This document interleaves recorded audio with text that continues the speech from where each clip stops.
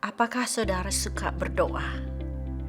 Firman Tuhan dari Markus 1 ayat 35-37, Lukas 5 ayat 15-16. Firman Tuhan, tetapi kabar tentang Yesus makin jauh tersiar dan datanglah orang banyak berbondong-bondong kepadanya untuk mendengar dia dan untuk disembuhkan dari penyakit mereka.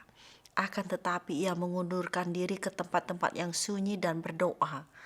Lukas 5 ayat 15-16. Berdoa sepertinya sesuatu yang sederhana tetapi sangat sulit untuk membiasakan diri bergantung kepada Tuhan lewat doa. Bagaimana dengan kehidupan doa saudara? Apakah saudara menikmati persekutuan dengan Tuhan lewat doa? Hidup Tuhan Yesus diwarnai oleh doa. Dia berdoa semalaman sebelum memilih murid-muridnya. Dia juga memiliki waktu berdoa di tengah-tengah pelayanannya yang begitu menguras waktu dan tenaga. Tuhan Yesus mengajar, menyembuhkan banyak orang sakit, dan memberi makan ribuan orang. Kemanapun dia pergi, orang banyak selalu mengikuti. Tetapi menjadi populer bukanlah sesuatu yang memuaskan hatinya.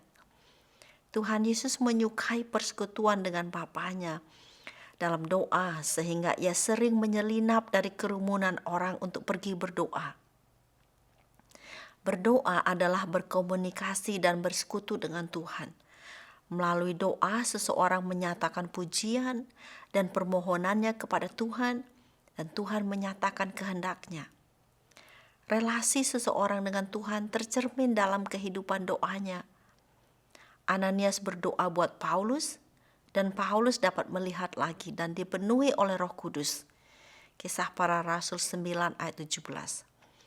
Tuhan Yesus berdoa buat Petrus supaya imannya tidak jatuh dalam Lukas 22 ayat 31-32. Alkitab penuh dengan kesaksian doa orang-orang yang berdoa. Kenapa banyak anak-anak Tuhan tidak berdoa? Orang yang tidak berdoa adalah orang yang mengandalkan kekuatannya sendiri dan tidak menyadari betapa lemahnya manusia.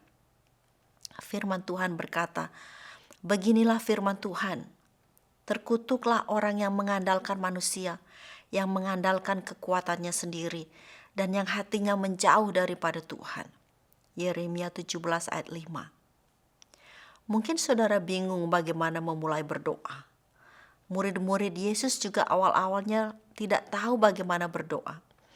Mereka menyaksikan Tuhan Yesus berdoa dan minta diajar untuk berdoa.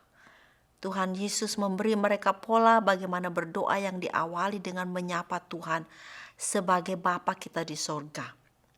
Kemudian diikuti dengan berdoa untuk kepentingan nama Tuhan, kerajaan Tuhan, dan kehendaknya. Allah sebagai Bapa kita tidak bisa dibandingkan dengan seorang ayah, karena Bapa yang di sorga adalah Bapa yang kudus. Dalam kata Bapa ada terkandung unsur kedekatan dan kasih sayang.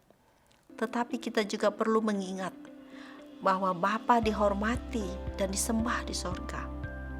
Mari belajar berkomunikasi dalam relasi dengan Tuhan setiap hari, karena disinilah rahasia kekuatan orang-orang percaya.